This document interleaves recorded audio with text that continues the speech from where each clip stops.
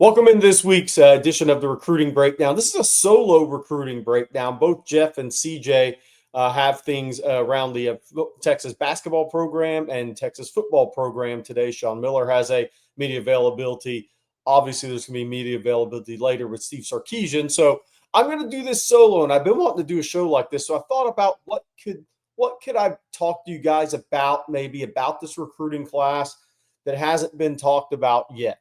And so I'm going to cover two things today. One, with the recruiting class, it's going to be the traits. What's a trait, a number one trait of maybe each prospect or the majority of prospects in this class? And then I'm also going to talk about needs remaining. So defining traits for the prospects committed to Texas in this class, and then remaining need by position, what's left. Obviously, before I get to any of that, I'm going to take a second to thank our sponsor, Mark Saunders. When it comes to protecting all your stuff, wouldn't it be great to have one place that protects it all? Here's some great news, Texas Longhorn fans. Texas All-State agent Mark Saunders serves the Austin and Round Rock area and the entire state of Texas. You know what that means. He's the only insurance agent you'll need from all your things, your home, your car, your boat, your motorcycle, RV, and ATV. Call Texas All-State agent Mark Saunders' office today at 512-218-8571. Here is my guarantee. With over 35 years of experience, Texas alum Mark Saunders is the guy to call for all your insurance needs. If you're in the Austin and Round Rock area or the entire state of Texas, give Texas alum Mark Saunders a call today at his Texas All-State agent office, 512-218-8571. All right, so let's talk about the defining traits for the players committed to Texas in this 2026 class. I always think this is a fun conversation because, you watch a huddle, maybe when you go out and visit schools, you talk to coaches about these guys, you really study about these guys. I kind of call it, from a recruiting standpoint, digging into ditches, really getting to know these kids and looking for things that can make them difference makers, aside from what you see on the tape. Sometimes it's what you see on the tape. So when we look at this class, a graphic of the 26 class, I'm just going to go position by position and say, these are the defining traits as I see them for these guys. Diabell, it's playmaking in the pocket. Pure and simple, playmaking in the pocket. He has a great feel for moving in the pocket. He plays against a national schedule. He plays under duress. He plays with really good players and against really good players. He's used to throwing the fast receivers under duress, which helps him in college. But he is a playmaker in the pocket. When the thing is off schedule, that's almost when Diabell's at his best. He's an improviser and he's a playmaker in the pocket, and that leads him to making plays out of the pocket. I think that is his defining trait. Derek Cooper's defining trait is pretty simple for me. Height, weight, speed combo. Just run down the list of 6'1", 6'1.5", 205, 210-pound guys that run 4.7, that play running back. There's not a lot of those guys. Now, he has a lot to his game. I think he's a five-star prospect. We're talking defining traits. It's the height, weight, speed combo. That's his defining trait. There just aren't many his size with that much speed. Cohen Brown is an interesting one. Defining trait for Cohen Brown. You know what it is? It's his attitude. This guy, the interview on Texas football is as good as we've ever had from a Texas commitment. He is going to be a talent maximizer. It's the attitude and the approach every single day. Waxahachie coaches have to tell him, it's time to leave. We got to lock up the football facility or the weight room or whatnot. Can't watch any more film. It's done. It's his attitude. It's his effort and his commitment. That is and that is a great place to be for Cohen Brown, because when you're as skilled as he is and you put up 1,000 yards in that district, if that is what we're calling your defining trait, your chance for success goes way up at the college level. Chris Stewart, defining trait, runs through a football. I've seen him multiple times. And that is the thing I first noticed about Chris Stewart. When the ball's in the air, he runs through the football consistently. That way, he always gives himself and his quarterback a chance to make that play on the ball. There's never cutting off routes. There's never stopping on routes. There's never kind of giving up on routes. That dude runs through the football. He completes routes. John Turntine, I think he's got great feet. I think his defining trait is his great feet. He is an uber athlete at the offensive tackle position, but he has got great feet. He is a great player in space at the offensive line, offensive tackle position. I think that's his defining trait, although John would say it's his brain. He's got a great one on him too. Nicholas Robertson, his defining trait is his wide base size. He's a lot like Nate Kibble, 6'3", 335, but a wide-based guy who at the guard position is going to take up space and be a mover of people in the run game. Max Wright, his defining trait, that is his height. He is a defining trait. He's a 6'7" guy, a 6'7" offensive lineman with 80-plus inch wingspan. This is all about developing that frame and developing that game, but he has the height and the wingspan you just can't coach. Dylan Berryman is power on contact is his defining trait. Look, he's an over-the-ball player. Down in high school, they'll move him around, but at the college level, he's an over-the-ball player. He's a 6'1.5", 6'2", 315-pound guy that squats 600 pounds. But his defining trait is that power and contact power, initial power. He is a hard guy to move, and he can create a punch and a jolt to an offensive lineman. Vodney Cleveland, defining trait, it's pretty easy. He's lower body strength. And he's a 600-plus pound squatter, and with the feet he has and the frame he has, that lower body natural strength, which he's now developing in the weight room, is a real difference maker in the SEC.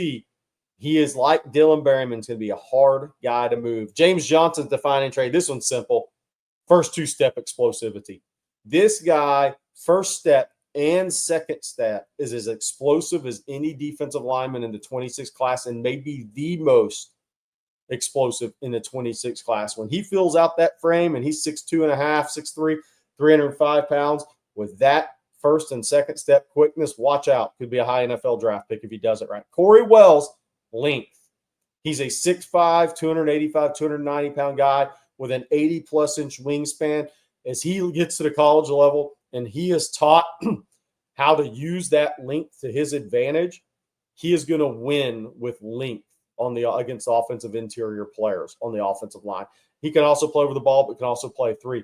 Richard Wesley is, again, it's almost similar to Dylan Berryman, but it's different because it's the edge. It's power on contact. He jolts guys. He has speed. Yes, he has quickness, but he's going to be a 6'4.5", 6'5", 270, 275-pound big edge that has power on contact. So he's going to be able to rush with power. He's going to be able to rush with speed.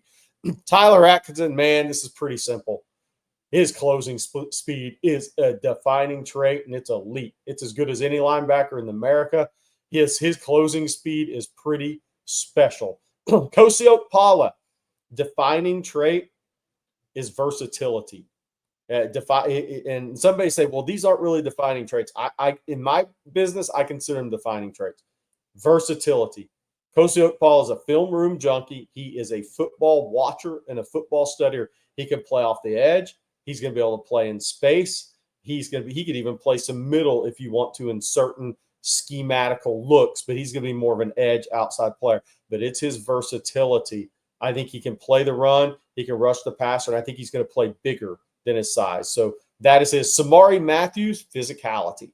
There's a lot of Manny Muhammad there for him as far as his frame, as far as his strengths as a player, but I think Samari Matthews is a very physical corner. He really fits the SEC. I think he's going to be really powerful for a corner coming up in run support and really physical. So I think his defining trait at the cornerback position is physicality.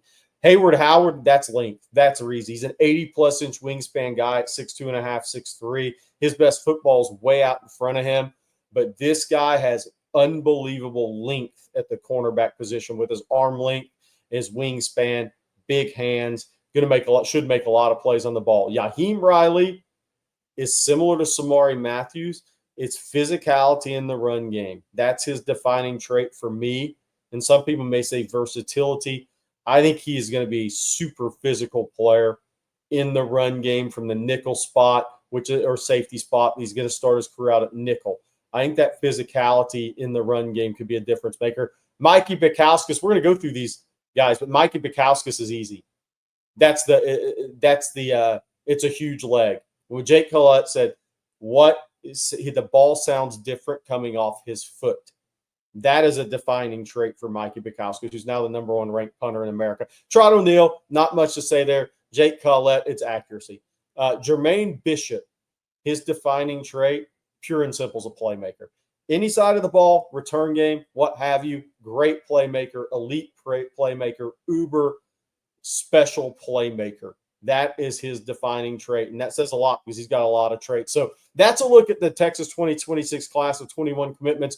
From my eyes, kind of some defining traits these guys have, either athletically, as a position of player, physically as a prospect, or maybe even outside the box, what they do well off the field that makes them what they are. So now let's talk about what's left in this class. What are the needs remaining for the Texas Longhorns in this class? Before I do that, though, before we get there, I have 5 positions that really remain for this Texas class. I'm going to take a second again to thank our sponsor, Mark Saunders. Texas All-State agent Mark Saunders serves the Austin and Round Rock area and the entire state of Texas. That means he's the only insurance agent you'll need. Everything from your home, car, and boat to your motorcycle, RV, and that ATV. If you got it, call Texas All-State agent Mark Saunders' office today, 512-218-8571. Are you in good hands? You'll be in great hands with the more than 35 years of experience of Texas alum Mark Saunders. Again, give him a call today in the Austin and Round Rock area or the entire state of Texas for all your insurance needs. 512-218-8571. He spanks the competition. How about that? That's the correct use of spank.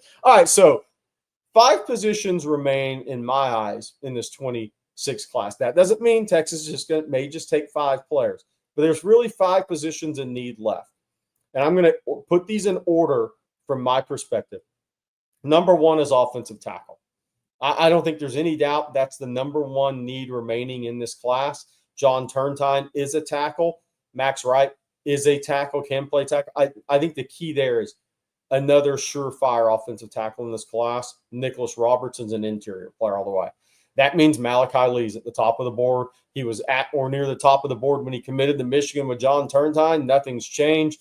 Malachi Lee is a guy Texas stays in constant communication with.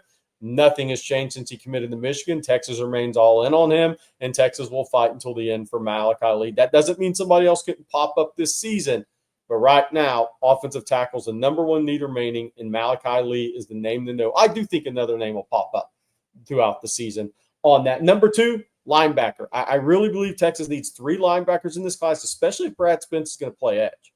So, seeing as Brad Spence is at Texas 2 years. But if he's really going to play more edge, that even means you need 3 linebackers more in this class. The 24 class had Ty Anthony Smith 1. Last year's class had 2 when they signed Bo Barnes and Jonathan Cunningham, but Jonathan Cunningham's playing star. So 3 linebackers in this class are needed. Texas has 2. Tyler Atkinson, 5-star, can play anywhere. He can play anywhere at the linebacker position. He can play middle. He can play Sam. He can play weak side. Doesn't matter. He can play them all. Then you have Kosi Okpala, who's probably going to play off the edge as an outside backer. You need 1 more true linebacker in this class. And the question is, where will that come from for Texas? Well, Braden Rouse committed to Tennessee, but I'm quite sure Texas will remain in contact there. Then a guy at Tavares, Florida, Ole Miss commit Isaiah Williams is one of the best linebackers in the country. And a guy that Johnny Nansen's had serious interest in for a while. He committed to Florida, decommitted, committed to Ole Miss. He's going to likely miss the entire season with a knee injury, or at least most of the season. We'll see when the final word comes down on that. But he's such a talent. But I'm not sure that will cause Texas to back off of Isaiah Williams. If there's a linebacker out there that could show up on campus this year that's not being talked about enough, it could be Isaiah Williams, unless that injury is more severe than people think. And I also think there's a chance another linebacker pops onto the radar. Could it be a 27 reclass to 26? We'll see. Or could it be a senior riser like last year with Kellen Wiley Jr.? Texas finished 2nd to Miami. I do think you'll see another linebacker added to our list here. Edge. And I say edge because, you're going to lose Ethan Burt. You got 2 more years with Colin Simmons, right?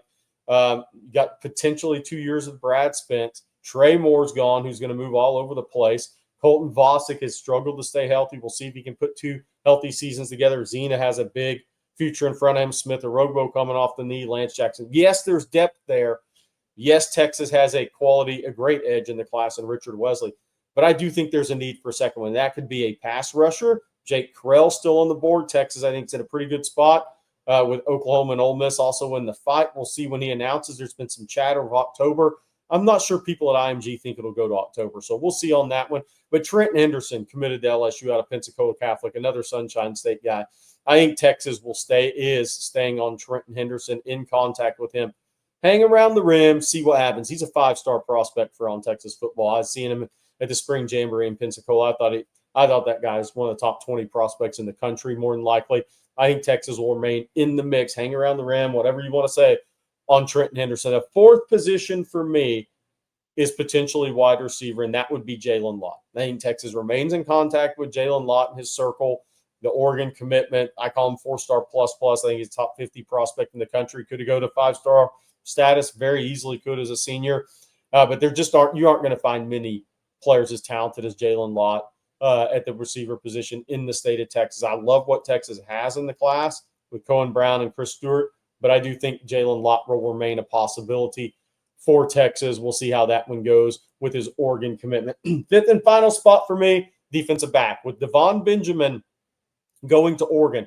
Now, I really like what Texas has at defensive back in this class. I really like Samari Matthews. Yaheem Riley will probably play above our ranking for him as a senior.